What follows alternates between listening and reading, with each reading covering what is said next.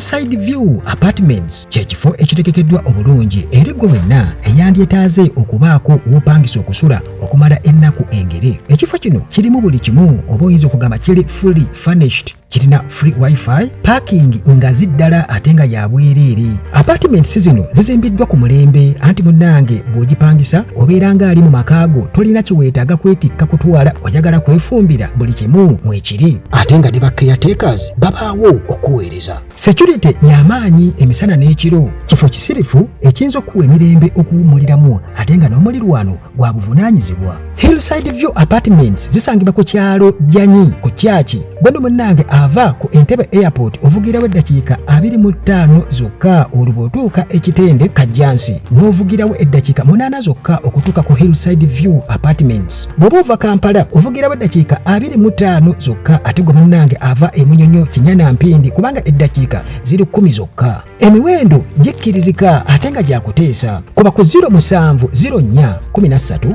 19 99 oba 0770 71 887 98. Hillside View Apartments, wetuli okuweereza n'essanyu. Tusimbudde 2026 ffenna munnange bwe tutyo tetusobola kuzibya lunaku nga tetulowoozeza ku kigenda kubeerawo 2026. Enkyukakyuka zigenda kubeera nnyingi ddala mu bibiina byonna, era nga tusuubira enkyukakyuka ez'amaanyi. Mu kibiina ekya NUP bwe kijja kukugaba kaadi, ani agenda okwesimbawo wa 2026 ku bifo eby'enjawulo, kubanga tukimanyi bulungi nnyo nti ebifo eby'enjawulo muganda wange bigenda kwetaaga enkyukakyuka, nti oyinza okwesanga nga abantu abamu bandisuulibwa era nga ebibiina ebirala byonna bwe bibeera nga biba mu kaseera kakanaayo kyani, akaseera ako kabeera kakanaayo kyani, buli omu ayagala kaadi. Kakati Bobi Wine munnange bw'atyo naye asuubira okubeera nti agenda kusuula ba MPs abawerako wano mu Kampala, era muganda wange ag'omunkuba gagamba nti bw'atyo yatuuse n'okubeera ng'agamba chairman Nyanzi mukulu we kitagezaako okubeera nga avuganya Lord Mayor Erias Lukwago ekifo ekyo akiveeko, ekyobwa Mayor bwa Kampala akiviireko ddala. Kale munnange pressure bwezi tuzigenda kubanga zirabika zikuba abantu abamu ku myaka emito, kubanga bwenkenke bwennyini naye nga munnange era wano ku Uganda atulaji nabagamba nti omusawo ye waali pressure yagamba si bulwadde, yagamba sukali si bulwadde. Nze nina omusawo muganda wange era abantu bamweyunidde nnyo era ne results weziri n'obukakafu webuli. Kati gwe munnange alina ebirwadde ebyo, sukali, pressure, prostate, ekibumba n'obulwadde bwaffe buno nabwo munnange gezaako, anti munnange asiika obulamu tassa mukono. Ennamba njirina wano, aba Hillside View Apartments nabo gye bali wali ku kyalo Janyi ku Ntebe Road bwe kasita otuuka ekitende awo, kasita otuuka e Kajjansi mu makkati awo, naye nga ekitende awo wali ekkubo eryangu ery'okubeera nga likutwala wali ku kasozi Janyi ku Kyaki. Era zino apartments eza Hillside View zitegekeddwa bulungi nnyo eri ggwe ayagala okupangisa ennaku entonotono oba wiikisi entonotono, ozzeeko wano e Kampala oyagala kubeerako w'obeera naye nga wayonjo nnyo, ate buli kimu weekiri wifi ya bwereere, ennyumba yeri fully furnished, ekiyungu mwekiri osobola okwefumbira n'okwekkereza kasente, ate nga nakasente ge bakupangisawo kasente katono nnyo, so nga ate munnange mulimu n'ebisenge ebisukka mu kimu, nti osobola okubeera ne famire yo mu nnyumba eyo oba n'abantu abalala. Kifo kyangu nnyo okutuukako, ongeri ekiri nti munnange kiri kumpi nnyo ne airport ate kiri kumpi n'ekibuga Kampala. Kale munnange tubadde tukyali ku nkyukakyuka ze tusuubira okubeera nti zigenda kubeera mu kibiina kino ekya NUP, anti bagamba munnange ekijja omanyi kyenyaga bitono, kitegeeza nti ne pressure wooli awo zireme kubeera nga zibakuba, naye nga bwe kiri nti munnange change is a fact of life, kitegeeza nti era walina okubeerawo enkyukakyuka mu kibiina kino ekya NUP. Robert Kyagulanyi Ssentamu Bobi Wine ono nga ye president w'ekibiina kino ekya National Unity Platform bw'atyo munnange ategeezezza mukulu we Fred Nyanzi ag'omunkubo bwe gatugamba muganda wange Ensonda okuva wali e Makerere Kavule ategeezezza Fred Nyanzi Sentamu that don't dare kwesimba ku kifo ky'obwa road mayor, togezaako kakati era okusinziira ku Nsonda zitugamba nti natukana okumugamba nti oba si kyonze nange sijja kubeera nga neesimba ku bwa pulezidenti 2026 singa olemerako olina munnange okudropinga aspirations to contest as Lord Mayor. Kakati munnange Kyagulanyi bw'atyo n'amugamba nti kyenandiyagadde okole ng'amuwa proposal ye Chairman Nyanzi Sentamu nti yandibadde bw'atyo yeesimbawo nga memba wa palamenti Kawempe South mumanyi bulungi nnyo ekiri eyo eri Kazibwe Bashir era Roy Sembogga wamu n'abalala abaagala okubeera nga munnange bakwata kaadi eyo kirabika nebeera nga ebeera bayise mu ngalo. Kakati muganda wange ngenda kuba nkuyitiramu mu bifo ebyenjawulo n'abantu ab'enjawulo nti enkyukakyuka ze tusuubira oba oliawo ziyinza okubeera nga ate era bakyusaamu nga bwe Bagina Museveni bw'atera okubeera ng'akyusa mu kabineti ye atera okubeera ng'agikyusaamu. Kakati munnange era ensonda ez'omunda wali ku kitebe ekya NOP bwezito munnange era zitutegeezezza nti Kyagulanyi bw'atyo era mu buvumu obungi ayagala Secretary General we David Lewis Rubongoya ajje akompitinge ajje avuganye ku kya Kampala Central MP asobola okubeera nga munnange adda mu kifo kya Mohamed Nsereku kubanga Mohamed Nsereku yatugamba ye takomawo ayagala kyabwa meya.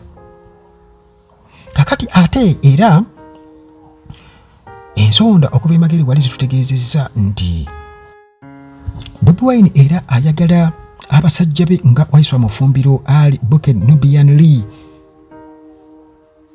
bajje besimbewo ayagala Nakawa East ekyo kifo kitwalibwe bali mwezo abeerenga avaawo era nga Mufumbiro yagenda okubeera nga ajja ate Ali Buken Nubian Lee ye munnange ajje adde mu kifo kya Paul Mugambe nga Nakawa meya. Bobi Wine akyasobeddwa wakati wa Zahara Luyirika nga ye speaker aliko owa Kampala Capital City Authority ne David Musiriku ani munnange agenda okubeera nga aweebwa kaadi eya Makindye West. Era essaawa ne bwe tuli tewataali kubuusabuusa Kyagulanyi tagenda kubeera nga awagira Alan Sewanyana kukuddamu kubeera nga alondebwa nga MP wa Makindye. Era munnange okusinziira ku bukulembeze e Makerere Kavule kigambibwa okuba nti bwe batyo bamaze okubeera nga balagira Ali Nganda Mulyannyama asuule munnange ekirowoozo ky'okwagala okukisimbawo ku Lord Mayor oba ku ba Lord Mayor bwa Kampala munnange aconcentrating nti essira lyonna aliteeke ku kifo ekya Makindye Division nga Mayor. Era munnange ensonda ezeesigika mu kibiina kino ekya NUP zitutegeezezza nti nno ekibiina kiyinza obutateekawo kye bayita party primaries nga munnange bwe kirambikiddwa mu Electoral Commission. Era nti kino kigenda kuba bwe kityo olw'okwewala emirerembe nti NRM General Museveni ayinza munnange okozesa omukisa ogwo okubeera nga abeera ne influence abasalirawo kubanga muganda wange seko kakali kakulumyeko bw'okalaba okadduka. Obukulembeze obw'e Makerere Kavule munnange nga bukyatakula omutwe ne ttiimu ey'e Masaka eri wansi wa National Unity Platform nabo munnange bakyasobeddwa ku ani ayinza okubeera candidate ow'amaanyi era asobola okubeera nga amegga Mathias Mpuuga okubeera nga munnange aweebwa tiketi avuganye nga MP Nyendo Mukungwe. newankubadde nga Alice Nannungi alabika abadde asenvudde era nga akoze kinene nnyo wano mu Kampala, kigambibwa okuba nti munnange mobilization wali e Makerere Kavule eyinza okuba nga ate teri mu feva ye, kubanga Lubowa Ssebina kigambibwa okuba nti naye afunze ekyonga era ayagala okubeera nga aweebwa tiketi mu kalulu akajja. Meeya Florence Namayanja akyali mu lutalo olw'amaanyi ennyo okukakasa nti asobola munnange okubeera nga yasinga okubeera nga alipulesinga Mpuuga nga deputy president, naye nga munnange obukulembeze e Makerere Kavule bukyali undecided, tebana okubeera nga basalawo ku ani munnange ayinza okubeera deputy president owa Central Region. Ate betugendako e Butambala eno nno munnange Mohammed Muwanga Kivumbi naye bw'atyo akyalumye n'ogwa waggulu okubeera nti akakasa Robert Kyagulanyi Ssentamu nti ye musajja nantameggwa saidi zeeyo alina okubeera nga aweebwa tiketi 226 ewatali kubuusabuusa.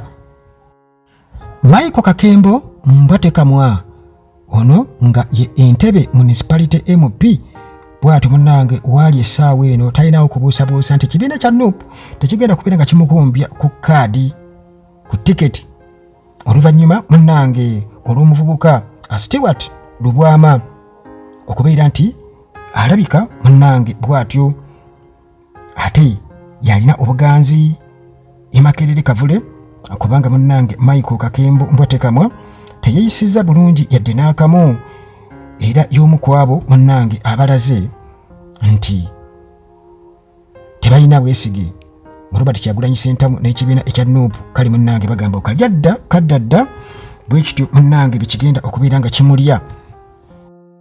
Nga bwe nkutegeezezza muganda wange nti bino byenkubuulira tukyabuzaayo omwaka mulamba okugenda mu kalulu kakati okusalawo akunzi batikuweza mwaka mulamba kukugenda kubeera mu myezi bwezi nga tutegedde nti gundi gwe bawadde kaadi ku kifo kino era gundi asuuliddwa. Kale suubira okuba nti enkyukakyuka ziyinza okubeerawo nti mu bino byenkugambye oba byenkubuulidde okubeera nti ate weebuuza nti baatugamba nti gundi yagenda okujja ate kati nga tazze, ati nga bwe nkutegeezezza nti enkyukakyuka zisobola okubeerawo essaawa yonna era nga munnange oyinza okwesanga nga bino byenkubuulira essaawa eno si bye byenkomeredde. Anti munnange bagamba nti Nawolovu tafiira ku bbala limu